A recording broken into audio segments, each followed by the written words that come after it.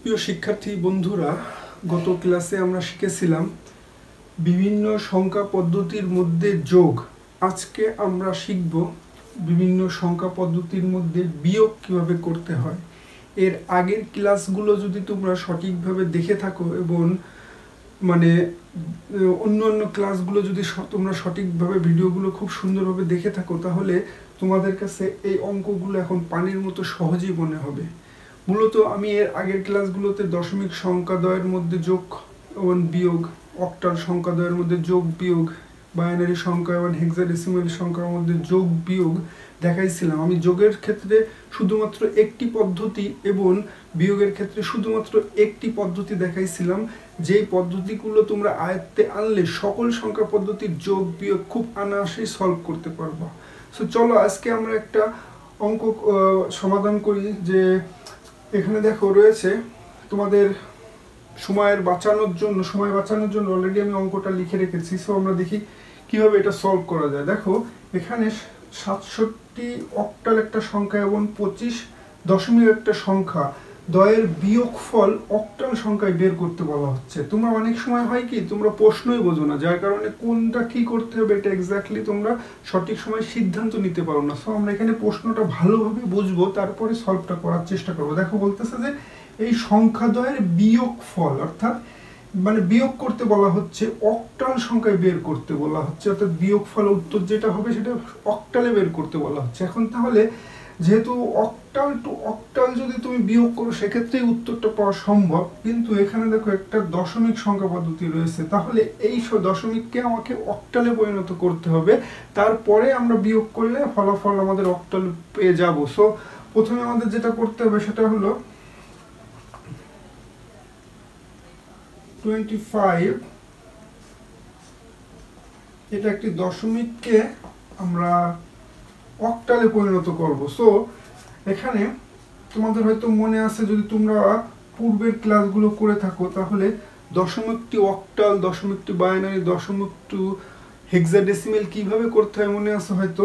এই ভিত্তি দিয়ে এটাকে ভাগ করতে হবে। সো আমরা ভিত্তি দিয়ে এটাকে ভাগ করি, কত হয় দেখো 8 দিয়ে 25 ভাগ করলে কত হয়। এখানে আমরা যদি করি যে 8 25, অর্থাৎ 3 8 24 1 থাকে। সো এখানে ভাগফলটা আর এখানে ভাগশেষটা, এখানে আবার 8 দিয়ে যদি আমরা 3কে ভাগ করি সো হয় না।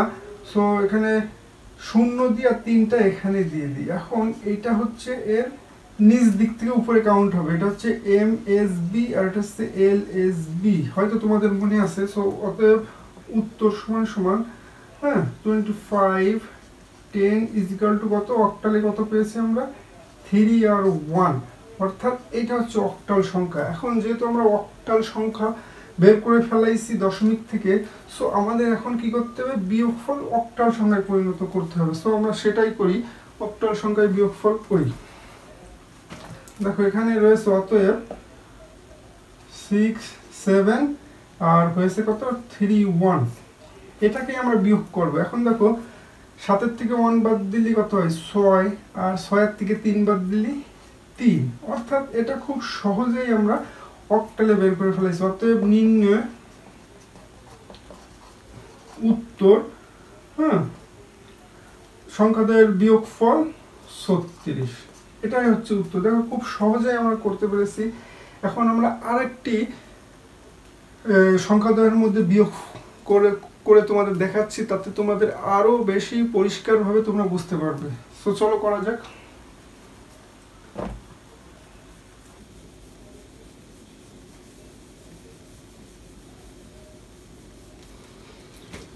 সো ধরো এখানে আমি একটি অঙ্ক লিখলাম যে 63.8 ও, অর্থাৎ এটা একটি ধরো হেক্সাডেসিমাল সংখ্যা, আর শুধু 63 ধরো এটা একটি অক্টাল সংখ্যা। তাহলে কি লিখবে, সংখ্যা দ্বয়ের বিয়োগ ফল বাইনারিতে দেখাও। প্রশ্নটা এরকম, ধরো একটি হেক্সাডেসিমাল সংখ্যা আর একটি অক্টাল সংখ্যাদের বিয়োগফল বাইনারিতে দেখাও, কিন্তু দুইটাই রয়েছে দেখো ভিন্ন ভিন্ন সংখ্যা পদ্ধতি, অর্থাৎ এটা রয়েছে যেহেতু 16 এর ভিত্তি, তাহলে এটা হেক্সাডেসিমাল আর এটা অক্টাল যেহেতু 8 ভিত্তিক। সো এখন আমাদের করণীয় কি? সো যেহেতু বিয়োগফল বাইনারিতে দেখাতে বলা হচ্ছে, অর্থাৎ টোটাল এইটাকেও আমাকে বাইনারি বের করতে হবে, এইটাও বাইনারি বের করে দুটোর মধ্যে বিয়োগ করলেই আমরা উত্তর পেয়ে যাবো। তো আমরা করি, অতএব 63.8, এটাকে আমি নামাই নিলাম, এটাকেও নামাই নিলাম, এটাকেও নামাই নিলাম। হ্যাঁ, এখন তোমার কি মনে আছে যে হেক্সাডেসিমেলের সংখ্যা পদ্ধতিতে বাইনারিতে কিভাবে রূপান্তর করতে হয়? হেক্সাডেসিমেল সাধারণত 4 বিটে কাজ করে। সো 4 বিট হলো 1 2 4 8। এখন দেখো 6কে এর মধ্যে এই 4 বিটের মধ্যে বানাতে গেলে আমাদের কি কি লাগবে? 1 লাগবে, এই 4 লাগবে, 2 লাগবে, আর বাকিগুলো লাগবে না। সো আমাদের এটা হচ্ছে এরকম 0 1 1 0। 3 বানাতে গেলে আমাদের কি কি লাগবে? 2 লাগবে আর 1 লাগবে, বাকিগুলো 0 দ্বারা পূরণ করে দিলাম, অর্থাৎ 0 0 1 1। পয়েন্টের জায়গায় পয়েন্ট। এবার 8 বানাতে গেলে আমাদের শুধু 8কে নিলেই হচ্ছে, বাকিগুলো 0 দ্বারা পূরণ করে দিলাম। সো এখানে দেখো 1 0 0। সো আমাদের বাইনারি সংখ্যা কিন্তু আমরা পেয়ে গেছি 63.8 16 is equal to 0 1 1 0 0 0 1 1.1000, অর্থাৎ এটা একটি বাইনারি সংখ্যা। এখন এইটার বাইনারি সংখ্যা আমরা বের করবো, সেটা হলো অতএব 63। হ্যাঁ, এটাকে আমি নামাই নিলাম, তাহলে 6 হচ্ছে, আর এটাকে নামাই নিলাম আমরা 3, তাহলে কত হলো? এর বাইনারি সংখ্যা আমরা জানি অক্টাল এর বাইনারি, অর্থাৎ তোমাদের বোঝার ক্ষেত্রে এখানে আমি আরেকটু এরকম দিয়ে দিলাম, আর এটাকে আমি অক্টালে দিয়ে দিলাম। হ্যাঁ, এখন দেখো 6 এর আমরা জানি অক্টাল সংখ্যা পদ্ধতি 3 বিটে কাজ করে। তোমরা হয়তো অনেকেই বলতে পারছো ইয়েস। সো 1 2 4 হেক্সাডেসিমাল 4 বিটে, অক্টাল 3 বিটে। সো 6 কতই হয় দেখো, 4 1 আর 6। ওকে, 6 1 1 0 আর 3 হচ্ছে 1 1, অর্থাৎ তার আগে 0, অর্থাৎ 0 1 1। এখন দেখো অতএব 63 অক্টাল ইজ ইকুয়াল টু কত হয়? 1 1 0 0 1 1।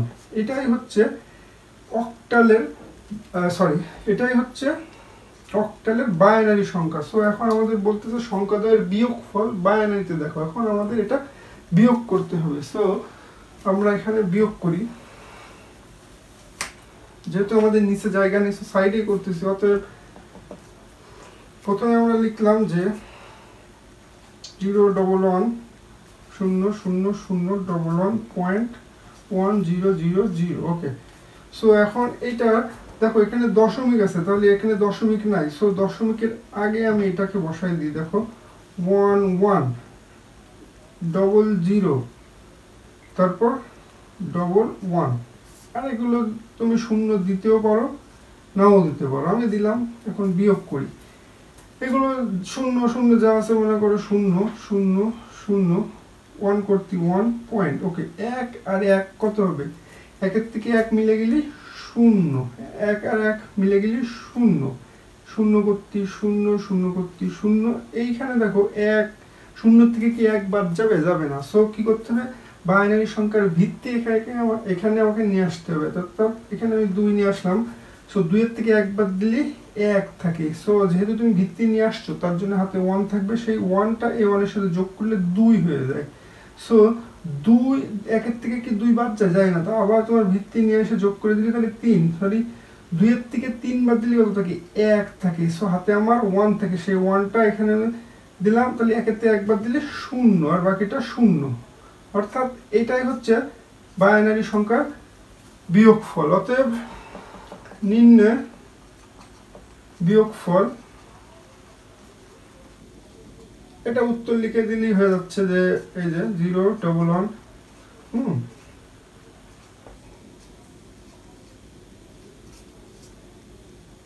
অর্থাৎ এইটাই। সো আশা করা যায় তোমরা এই ক্লাসে কিভাবে বিভিন্ন সংখ্যা পদ্ধতির মধ্যে বিয়োগ করতে হয় সেটা খুব সহজেই বুঝে গেছো। যদি কোনো ধরনের প্রশ্ন থাকে এবং বুঝতে সমস্যা হয়, তাহলে তুমি আমাদের বা তোমরা আমাদের কমেন্টস বক্সে ইনবক্স করতে পারো, অথবা কমেন্ট বক্সে কমেন্ট করতে পারো। সো আজকের ক্লাস এই পর্যন্ত, সবাইকে ধন্যবাদ।